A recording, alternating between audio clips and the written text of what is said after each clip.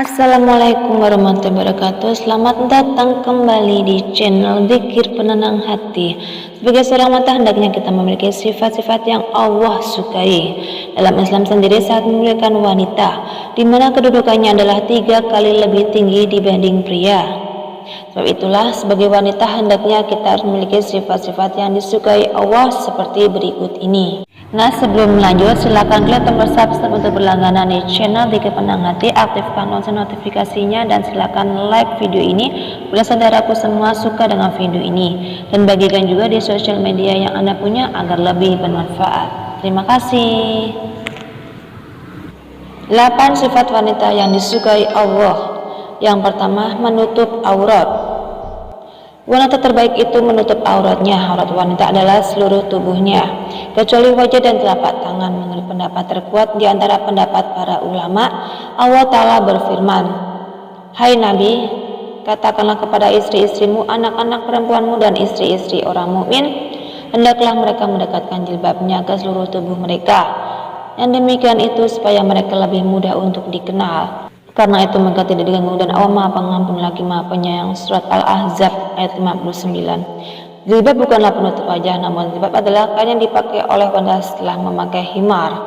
Sedangkan himar adalah penutup kepala. Allah Ta'ala juga berfirman, "Katakanlah kepada wanita yang beriman, hendaklah mereka menahan pandangannya dan kemaluannya, dan janganlah mereka menampakkan perhiasannya kecuali yang biasa nampak daripadanya."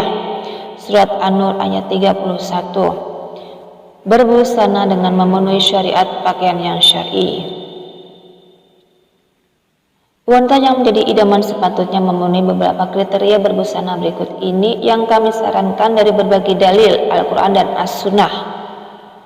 Syarat pertama, menutupi seluruh tubuh termasuk kaki kecuali wajah dan telapak tangan. Syarat kedua, bukan memakai pakaian untuk berhias diri. Allah Ta'ala berfirman, "Dan hendaklah kamu tetap di rumahmu, dan janganlah kamu bertabaruj seperti orang-orang jahiliyah pertama." Surat Al-Ahzab ayat 33. Abu Ubaidah mengatakan tabarus adalah menampakkan kecantikan dirinya.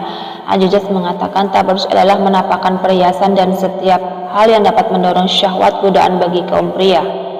Syarat ketiga, longgar, tidak ketat dan tidak tipis sehingga tidak menggambarkan bentuk lekuk tubuh. Syarat keempat, tidak diberi wewangian atau parfum. Dari Abu Musa Asy'ari bahwanya ia berkata, Rasulullah SAW bersabda, "Seorang perempuan yang mengenakan wangian lalu melalui sekumpulan laki-laki agar mereka mencium bau harum yang dia pakai, maka perempuan tersebut adalah seorang pelacur." Hadis riwayat An-Nasa'i, Abu Dawud, Tirmizi, dan Ahmad. Syarat kelima, tidak menyerupai pakaian pria atau pakaian non-muslim.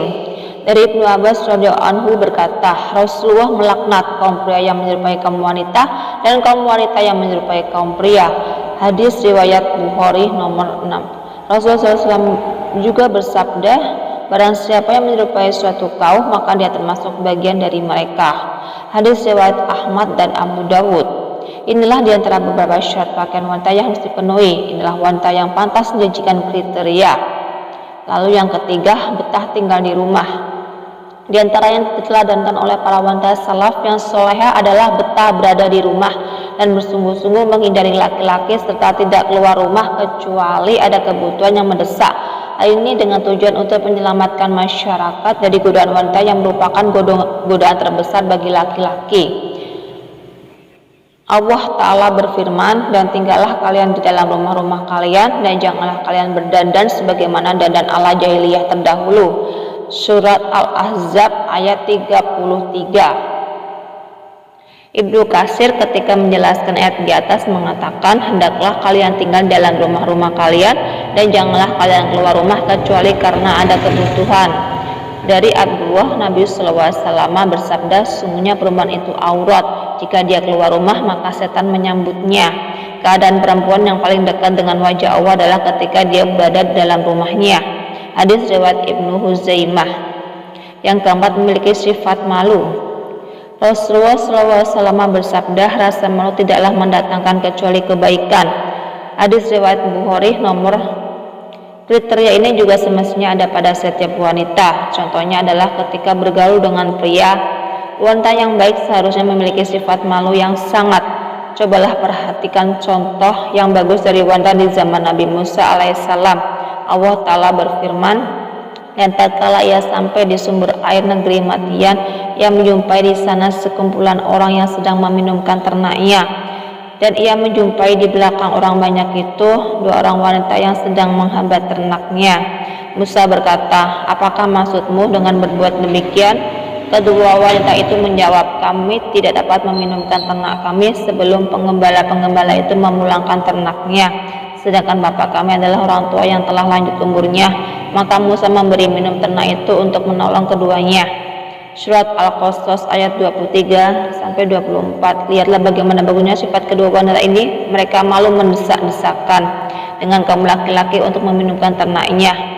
Namun coba bayangkan dengan wanita di zaman sekarang ini. Tidak cukup sampai di situ kebagusan akhlak kedua wanita tersebut. Lihatlah bagaimana sifat mereka tatkala datang untuk memanggil Musa alaihissalam.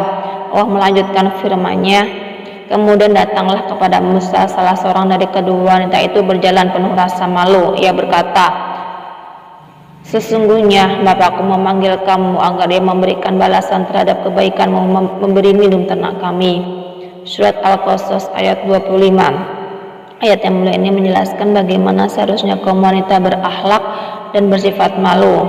Allah menyifati gadis wanita yang mulia ini dengan cara jalannya yang penuh dengan rasa malu dan terhormat. Yang kelima, taat dan menyenangkan hati suami. Istri yang taat pada suami senang dipandang dan tidak membangkang yang membuat suami benci. Itulah sebaik-baik wanita. Dari Abu Hurairah radhiyallahu anhu berkata, pernah ditanyakan kepada Rasulullah, siapakah wanita yang paling baik? Jawab beliau, yaitu yang paling menyenangkan jika dilihat suaminya, mentaati suami jika diperintah, dan tidak menyelisih suami pada diri dan hartanya sehingga membuat suami benci. Hadis riwayat An-Nasa'i. Begitu pula tempat seorang wanita di surga ataukah di neraka dilihat dari sikapnya terhadap suaminya, maka ia taat ataukah durhaka. Al-Husain bin Mihsan menceritakan bahwa bibinya pernah datang ke tempat Nabi SAW karena satu keperluan. Selesainya dari keperluan tersebut, Rasulullah bertanya kepadanya, apakah engkau sudah bersuami? Bibi Al-Husain menjawab, sudah. Bagaimana sikap engkau terhadap suamimu? Tanya Rasulullah SAW lagi. Ia menjawab, aku tidak pernah mengurangi haknya kecuali dalam perkara yang aku tidak mampu. Rasulullah SAW bersabda, lihatlah di mana keberadaanmu dalam pergaulanmu dengan suamimu, karena suamimu adalah surga dan nerakamu. Hadis riwayat Ahmad.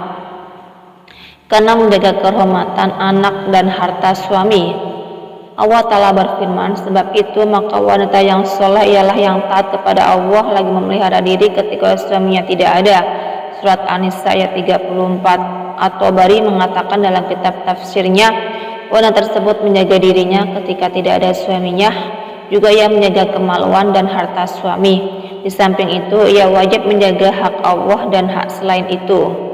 7. Bersyukur dengan pemberian suami. Seorang istri harus pandai-pandai berterima kasih kepada suaminya atas semua yang telah diberikan suaminya kepadanya. Bila tidak, sia-sia akan berhadapan dengan ancaman neraka Allah Ta'ala. Selesainya dari sholat kusuf, sholat gerhana, Nabi SAW bersabda, menceritakan surga dan neraka yang diperlihatkan kepada beliau ketika sholat. Dan aku melihat neraka, aku belum pernah sama sekali melihat pemandangan seperti hari ini. Dan aku lihat ternyata mayoritas penghuninya adalah para wanita. Mereka bertanya, kenapa para wanita menjadi mayoritas penghuni neraka ya Rasulullah? Beliau menjawab, disebabkan kekufuran mereka. Ada yang bertanya kepada beliau, apakah para wanita itu kufur kepada Allah? Beliau menjawab, tidak, melainkan mereka kufur kepada suami dan mengkufuri kebaikan suami.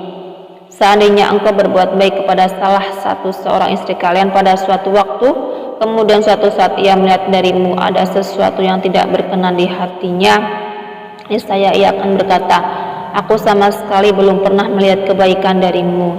Hadis riwayat Bukhari dan Muslim. Lihatlah bagaimana kekufuran si wanita cuma karena melihat kekurangan suami sekali saja, padahal banyak kebaikan lainnya yang diberi. Hujan setahun seakan-akan terhapus dengan kemarau sehari. 8. Berdandan dan berhias diri hanya spesial untuk suami. Sebagian istri saat ini di hadapan suami bergaya seperti tentara, berbau arang alias dapur, dan jarang mau berhias diri. Namun ketika keluar rumah, ia keluar bagi bidadari. Ini sungguh terbalik. Seharusnya dalam rumah ia berusaha menyenangkan suami. Demikianlah yang dinamakan sebaik-baik wanita. Dari Abu Hurairah radhiyallahu anhu, dia berkata, pernah ditanyakan kepada Rasulullah, siapakah wanita yang paling baik? Jawab beliau, yaitu yang paling menyenangkan jika dilihat suaminya, mentaati suami jika diperintah, dan tidak menyelisihi suami pada diri dan hartanya sehingga membuat suami benci. Semoga bermanfaat bagi setiap wanita, semoga memberi taufik untuk mengamalkannya. Terima kasih sudah menyimak video ini, sampai jumpa di video selanjutnya. Wassalamualaikum warahmatullahi wabarakatuh.